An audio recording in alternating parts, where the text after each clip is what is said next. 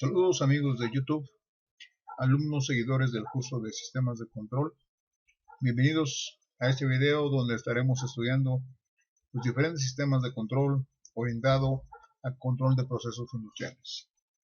Les saluda su amigo el maestro Carlos Carrillo y aprovecho para invitarles a que se suscriban a este canal, activen la campanita para que YouTube les avise cuando haya una nueva publicación. Y bien, pues vamos a comenzar con este estudio acerca de los sistemas de control. Para empezar es importante entender qué significa la palabra control. Y la palabra control tiene un origen que se remota a los anales de la historia. Primeramente en la época en la que los mercaderes venecianos crearon el sistema de contabilidad para partida doble. Los que son contadores entenderán que es debe haber pérdidas y ganancias, activo pasivo, que hasta el día de hoy se sigue utilizando. Se utilizaban dos rollos de papel, el deudor, que en latín vulgar de la época se llamaban rotulus o rollo de papel o de papiro, y el acreedor, que se llamaba contrarotulus, rollo de verificación. Entonces es una palabra de origen italiano, pero también hay una versión francesa. Este último nombre, contrarotulus, pasó al francés como contrerole, que más tarde daría lugar a controle, con el sentido que se le da de inspeccionar, fiscalizar o verificar. De contrerole se derivó también a contreleur, nombre que se le dio al encargado de llevar la cuenta de los gastos en el arma de artillería que llegó al español ahora con el nombre de contralor, usado en algunos países para designar al funcionario o la oficina que se encarga de controlar los gastos públicos hoy en día. Entonces, ¿qué es control? Ya en el ámbito que vamos a estudiar nosotros, en el ámbito industrial, lo podríamos definir como el manipular, el mantener dentro de ciertos parámetros alguna variable, que puede ser temperatura, presión, nivel, velocidad, flujo, densidad, altura, luminosidad, etc. Cualquier parámetro, cualquier variable, como así la vamos a llamar, que pueda convertirse en una señal eléctrica, es posible de ser sujeta a control. Este control lo vamos a llevar a cabo por medio de un hardware que puede ser electrónico, mecánico, eléctrico, neumático, hidráulico y combinaciones de estos que estamos mencionando. Ya en los sistemas más modernos de control se puede agregar por ahí un conjunto de un procesador y un software que nos van a ayudar a llevar el control a otro nivel. Ahora decíamos que esto es con el fin de mantener dentro de los parámetros deseados, dentro de los valores deseados, esa variable en un proceso, obviamente en un proceso industrial, o que incluso puede aplicarse también en procesos de tipo comercial o hasta en nuestra casa. De hecho, si queremos analizar un poco, nuestra casa está llena de pequeños sistemas de control, pero no quiero que esté pensando en el control de la televisión o el de acceso a la entrada y a su casa, de la cochera o garage, como usted le diga. No. Esos no son sistemas de control. Forman parte de un sistema de control. Ahora, todo sistema de control obedece a una lógica. O sea, va a operar de determinada manera. Y nos va a otorgar en función de esa lógica unos valores de salida que van a depender de lo que se quiera lograr y las condiciones que priven en el sistema de control y de los objetivos deseados. Bien, pues vamos a hablar ahora de los tipos de control que existen. Algunas de las clasificaciones, porque existen diferentes tipos más que estas que les voy a presentar. Primeramente, por el grado de intervención del ser humano en el funcionamiento del sistema de control. Así tenemos el control manual. Es el control más básico. En nuestra casa constantemente en la vida vamos a encontrar sistemas de control manual que pueden ir desde el simple interruptor en la pared para controlar el encendido apagado de una lámpara, una llave de agua, el abrir la puerta con la chapa. Eso también puede considerarse un sistema de control manual. Aquí el grado de intervención del ser humano pues es absoluto, tanto en el inicio del proceso como en la terminación. Posteriormente tenemos el control semiautomático. En la intervención del ser humano pues es parcial.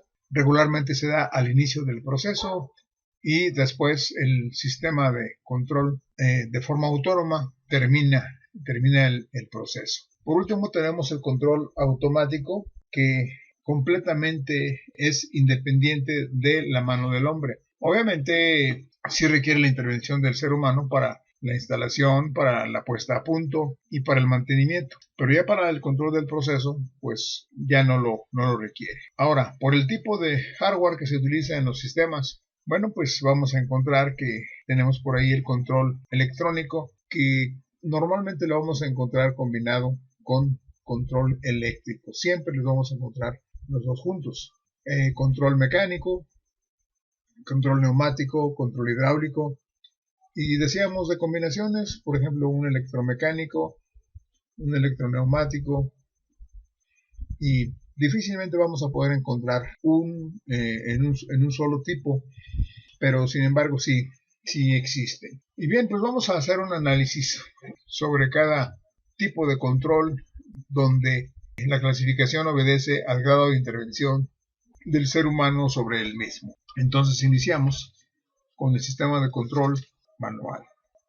Para entender este sistema, vamos a analizar esta figura que tenemos aquí, donde el propósito es llenar este tanque. Ese es el objetivo, ese es el propósito.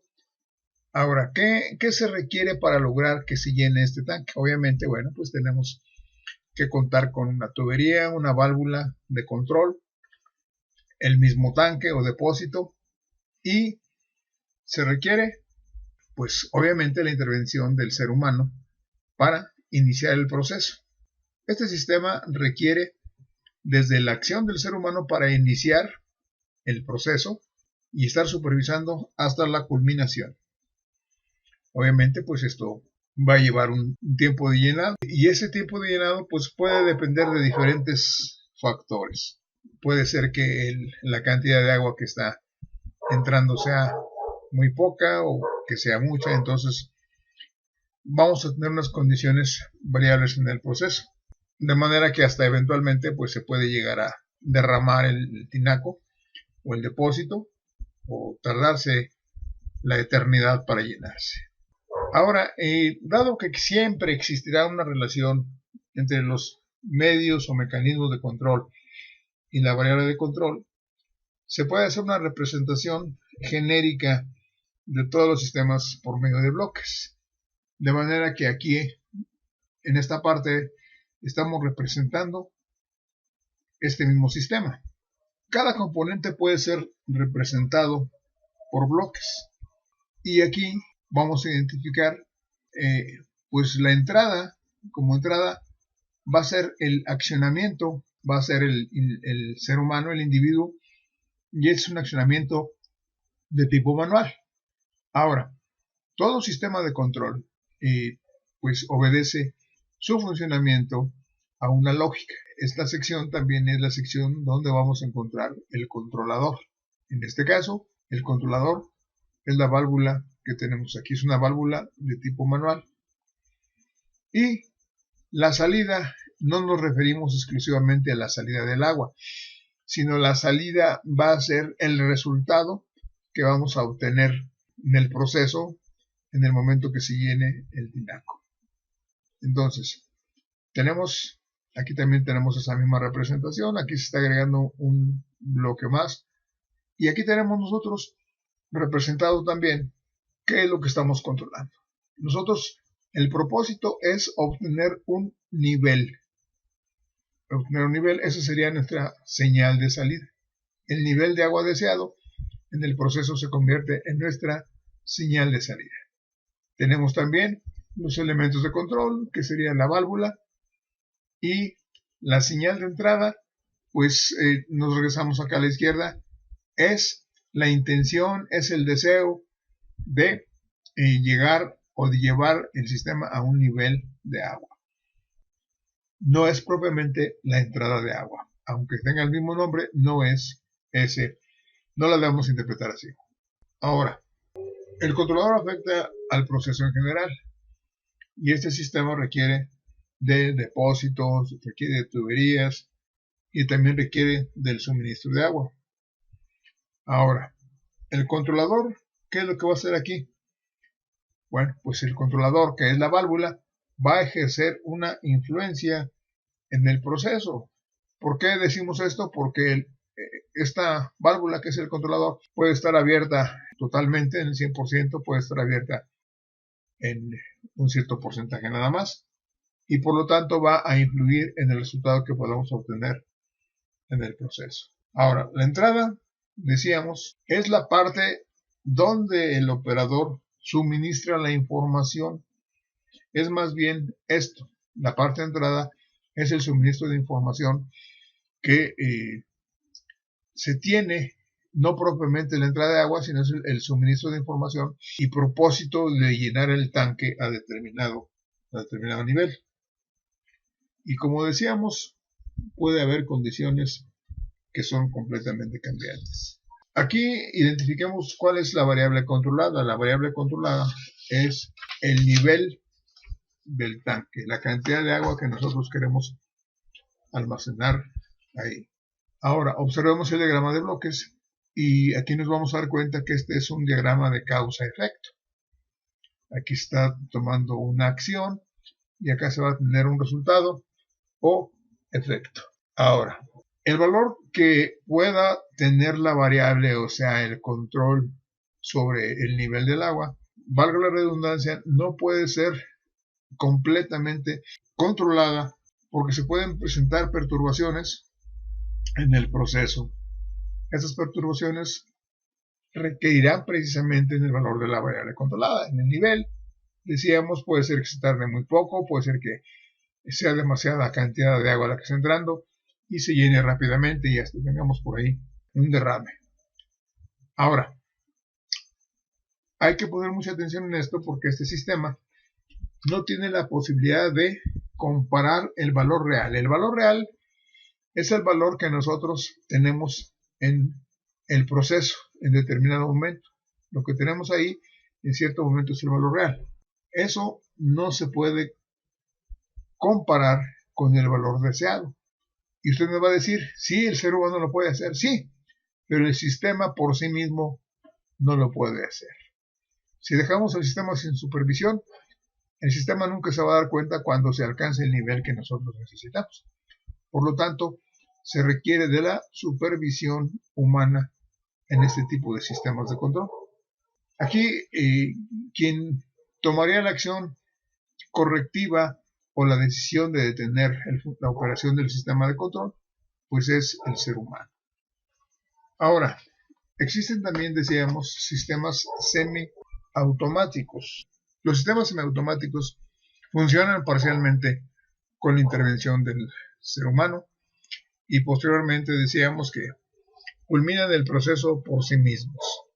Y quisiera que viéramos este ejemplo que tenemos por aquí. Este es un depósito, el depósito del baño, que creo que todo el mundo sabemos cómo funciona.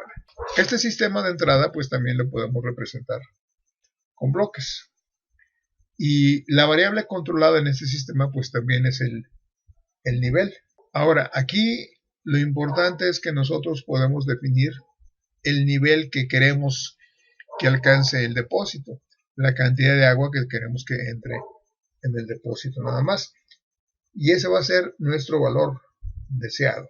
Aquí una cosa muy importante que empieza a hacer la distinción con un sistema manual es que aquí sí se puede comparar el valor que tenemos en el momento, el valor actual, en el momento que se empieza a llenar, con un valor predefinido o valor prefijado, que sería nuestro set point o valor deseado.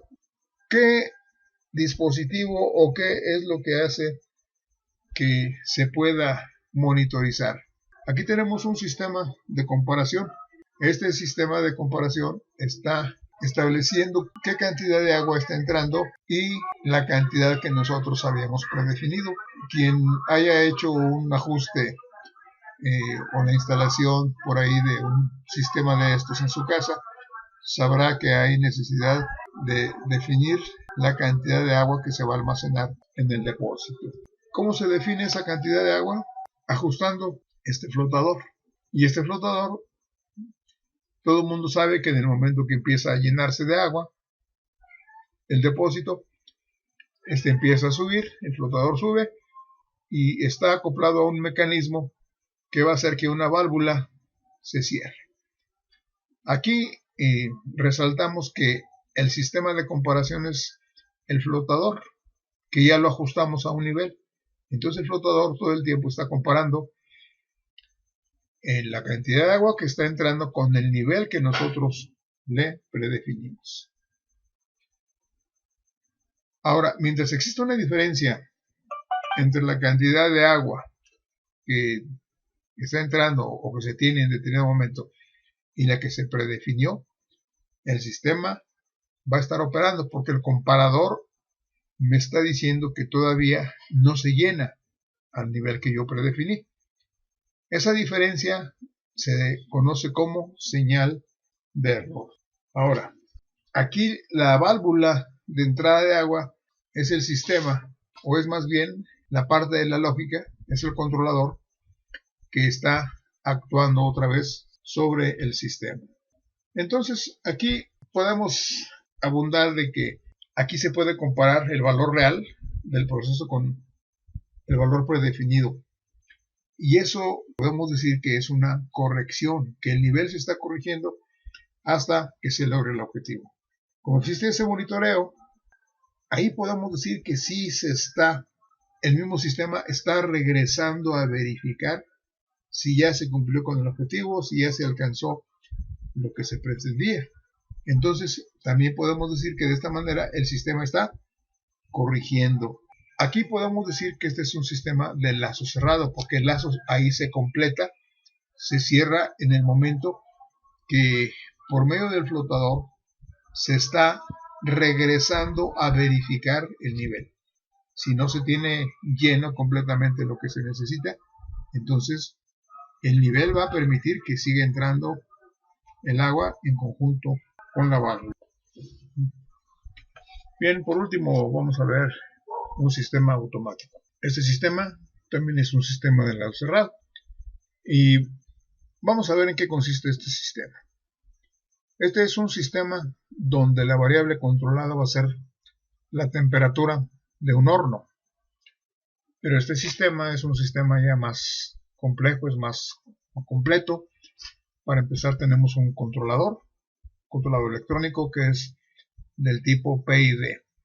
Esta terminología más adelante se va a estudiar y tiene que ver no con los tipos de control, sino con los modos de control. Este sería un control proporcional, integral y derivativo, y más adelante se va a hacer mención de estos modos de control. Pues este controlador es el que me va a servir a mí para definir la temperatura que yo quiero. Esa temperatura la va a proporcionar el usuario y esta va a ser prácticamente la única intervención que el usuario o el ser humano va a tener sobre el sistema de control de temperatura. Por medio de un teclado se va a definir qué temperatura tiene. Tenemos también la salida del controlador, que va, en este caso, va hacia una válvula. Esta válvula, aun cuando no lo dice, podemos asumir que es una válvula de tipo proporcional. Esta es la válvula de control y tenemos una entrada de gas. Aquí la cantidad de gas va a ser controlada por esta válvula. Tenemos en lo que es el proceso, tenemos aquí una flama que está calentando este horno. Y aquí tenemos una parte muy importante que es la retroalimentación. Esta sección es la retroalimentación y está conformada por un detector térmico de resistencia o RTD, y esta va a ser la que me va a estar dando el valor real del proceso o el valor actual del proceso. Entonces, recapitulemos este valor, que es la entrada, es el valor predefinido por el usuario y se conoce como set point. Lo que estamos recibiendo por acá va a ser la retroalimentación o valor actual del proceso, y esta es la salida. Aquí, ¿qué vamos a tener en la salida? Aquí vamos a tener la diferencia entre esta señal y la que estamos recibiendo de este lado. Si tenemos una diferencia en este punto, aquí se va a enviar una señal que va a abrir la válvula una determinada cantidad, un determinado porcentaje. Ese porcentaje puede ir desde una apertura del 100% hasta una determinada apertura para mantener solamente un cierto valor de temperatura. Entonces, esto también lo podemos representar por medio de un sistema de bloques, y este sería un sistema pues ya un poquito más complejo según vamos a ver. Aquí podemos observar también que está definido en cada bloque cada uno de los componentes del sistema. Tenemos lo que es el comparador, que está ubicado en el controlador. Ahí también vamos a encontrar la lógica del control. Tenemos el actuador, que es la válvula que está controlando la salida de gas, la cantidad, el proceso, que es el horno en sí, y la temperatura que está produciéndose ahí, y el dispositivo de medición o de retroalimentación, que en este caso es el RTD. Ahora, es importante que nosotros observemos la nomenclatura que tiene cada una de los bloques y cada una de las etapas de las salidas. Aquí es importante entonces recordar lo que acabamos de ver, que a la entrada del comparador o la entrada del sistema más bien, vamos a tener que darle el valor que nosotros queremos de temperatura. Ese se conoce también como valor de ajuste, se conoce como set point o referencia. En otras palabras, esto es el valor de temperatura que yo quiero. Ahora, esta parte que es el comparador y que ya está dentro del controlador, vamos a meterlo aquí y observemos que hay un signo negativo ahí. Ahora, lo que viene por la parte de arriba es el valor actual del proceso, que también se conoce como retroalimentación, y ese se origina en el dispositivo de medición, que decíamos en este caso es un RTD, pero si es otro proceso, pues es otro tipo de dispositivo de medición, otro sensor. Este dispositivo de medición va a recibir o va a registrar la variable controlada, en este caso es la temperatura. Este dispositivo es capaz de convertir la temperatura en una señal eléctrica que vamos a comparar aquí en este punto con el valor que nosotros queremos. Obviamente ese valor también lo vamos a poder convertir en una señal eléctrica de manera que podamos establecer un punto de comparación. Aquí en el controlador, dependiendo del valor que tengamos aquí en la salida, en la diferencia entre el valor deseado, que también se llama así, y el valor actual del proceso, vamos a obtener una diferencia. Si existe esa diferencia, que también se conoce como señal de error, esa señal de error o diferencia la vamos a aplicar al controlador. El controlador va a funcionar dependiendo de una lógica. Esa lógica la vamos a definir nosotros a través, puede ser de una programación o de un hardware que nosotros conectamos de determinada manera. Normalmente ya en los sistemas modernos todo se hace a través de un controlador electrónico que regularmente se puede programar. Entonces, el controlador me va a dar una señal de salida que obedece obviamente a la lógica y obedece al valor de la señal de error. Si tengo esa señal de salida, entonces el actuador, que es la válvula, se va a abrir. Va a abrir, va a permitir más paso de gas o menos paso de gas dependiendo de la respuesta que se pida que tenga el actuador, y se va a aplicar a el horno. Si usted observa, en esta sección estoy mencionando que existen perturbaciones que pueden hacer que haya cierta inestabilidad en el proceso. Puede ser un cambio de temperatura en el ambiente, puede ser que se tenga que hacer una revisión en el horno y se tenga que abrir y pierde temperatura, o puede ser que haya un cambio de piezas que tengan que meterse a un tratamiento y ya se alcanzó el momento y se tienen que sacar y meter nuevas, entonces ahí hay perturbaciones. Entonces todo esto está siendo monitorizado y está siendo corregido constantemente. Estamos midiendo la temperatura actual, estamos comparando con el valor de referencia y si hay señal de error, entonces se va a volver a producir una señal sobre el actuador para que abra más la válvula o la cierre. Y vamos a ver un ejemplo de cómo sería la operación de un sistema de este tipo. Vamos a ubicarnos y vamos a pensar que queremos alcanzar una temperatura de 100 grados centígrados en ese horno. Y vamos a pensar que iniciamos el proceso en determinado momento, cuando la temperatura que vamos a tener en este lado, la cantidad de grados centígrados, vamos a suponer que queremos alcanzar 100 grados centígrados. Si esta línea son 100 grados centígrados y esta es la temperatura actual, color azul. Es el tiempo en minutos. Vamos a suponer que iniciamos el proceso. Iniciamos el proceso y pensemos que aquí son 18 grados centígrados. Iniciamos el proceso. En ese momento se prende el horno. El encendido incluso puede ser también de forma automática. Se puede programar la hora, se puede programar la temperatura, todo se puede programar. Entonces vamos a suponer que a cierta hora empieza a funcionar el horno. Ese horno arranca de una temperatura ambiente que vamos a pensar que son 18 grados. Entonces empieza a trabajar el horno. En este momento son 18 grados. Pero vamos a suponer que yo quiero 100 grados. Vamos a ubicarnos aquí. Yo le estoy diciendo a mi horno que quiero 100 grados. Pero en ese momento apenas tengo 18. ¿Sí? Aquí tengo una diferencia de 100 menos 18 grados. O sea, tengo menos 82 grados.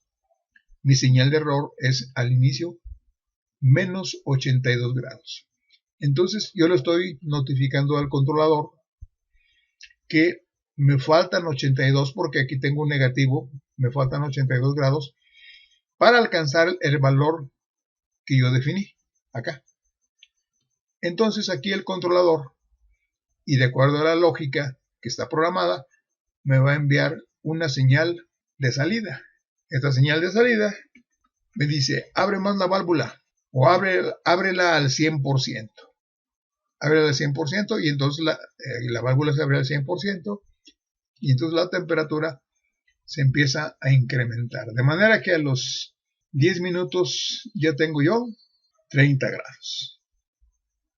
El tiempo sigue pasando y vamos a hacer el análisis a los 25 minutos. Vamos a pensar que ya pasaron 25 minutos y en ese momento ya se alcanzaron los 50 grados. Entonces, vamos a ver aquí. Yo sigo pidiendo 100 grados, pero acá en este momento ya tengo 50. Entonces, estos 50 grados y tengo 100 que yo quiero, me hacen una diferencia de menos 50 grados. Mi señal de error ahora es de menos 50 grados. Entonces mi controlador, con esta señal de error y la lógica que tiene, va a mandar una señal al actuador y le va a decir, ahora vas a abrir nada más un 60%, un 70%, un valor así.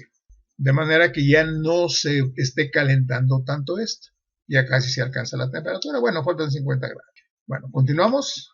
Después de un cierto momento, después de 40 minutos, vamos a analizar. Ya tengo 80 grados y yo sigo necesitando 100. Yo desde el principio les dije, yo quiero 100 grados. Tengo 80 aquí. Tengo un error ahora de menos 20 grados. Me faltan 20 grados para alcanzar el punto que yo quiero. Ahora, con esos menos 20 grados, mi controlador, y en base a la lógica que está programada, le va a enviar una señal al actuador. Le va a decir, muy seguramente, pues ya nada más abre un 40%. ¿Sí? Ya que pase menos gas, entonces el actuador se cierra más y pasa menos gas, por lo tanto la flama disminuye. Sigue pasando el tiempo Y aquí podemos observar que ya alcancé 90 grados. Y a los 50 minutos alcancé exactamente los 100 grados. ¿Qué va a pasar cuando yo alcance los 100 grados? Yo quiero 100 grados acá. Y aquí mi dispositivo, mi sensor me dice, ya tiene 100 grados. Entonces, menos 100 más 100 me da 0. Mi señal de error en ese momento es 0. Cuando eso suceda, la lógica de mi controlador le va a decir al actuador, ya ciérrale completamente. La señal de salida que le voy a enviar le va a decir, ciérrale completamente, que tu apertura sea del 0% y se corta el suministro del gas. Ya, aquí esto ya está apagado. Pero, ¿qué va a pasar en ese momento? Ya no está pasando gas, ya se apagó la flama, porque ya se alcanzaron los 100 grados. Estoy en este punto. Pero, ¿qué va a pasar en ese momento? ¿Ahí se va a detener la temperatura? Bueno, pues la gráfica me está diciendo que no, ¿verdad? ¿Por qué? Porque tengo una inercia térmica. Y una inercia térmica va a hacer que suba un poquito. Sube un poquito la temperatura, vamos a pensar que se fue hasta 105 grados. Pero como ya está cerrado el gas, ahora empieza a bajar. Y aquí llega a los 100 grados otra vez. Y empieza a bajar más. En ese momento, mi sistema va a detectar que se está enfriando, va a mandar a abrir otra vez, encender y abrir las válvulas para volver a calentar. Entonces llegó a los 100 grados, ¿ahí se va a quedar? No, tampoco. Así como tuvo una inercia de incremento de temperatura, ahora tiene una inercia de decremento. Vamos a pensar que baja a los 95 grados, vuelve a subir porque el sistema ya está trabajando, llega a los 100, cierra, llega a los 102, empieza a bajar otra vez, baja tal vez a 98, hasta que finalmente logramos estabilizar a los 100 grados centígrados que queríamos. Ahora, este comportamiento de esta gráfica que le estoy presentando aquí es precisamente para un sistema proporcional integral derivativo. Hay diferentes modos de control, posteriormente los vamos a estudiar, pero un sistema básico, un modo básico es el todo o nada. Ese estaría haciendo una oscilación constante. ¿Sí? Ese tendría una inercia tanto hacia arriba como hacia abajo. Pero eso lo vamos a ver más adelante. Muy bien, pues esto sería lo concerniente a los tipos de control. Esperando que les haya sido útil, que se haya entendido lo que se explicó aquí. Si usted cree conveniente repetir el video, detenerlo donde usted considere, lo puede hacer sin ningún problema. Y si tiene alguna pregunta, déjele en la caja de comentarios y vamos a estar tratando de responder a todas sus preguntas. Y no olvide suscribirse, y si considera que esto le es útil también, regáleme un like. Y pues seguimos viéndonos. Hasta entonces.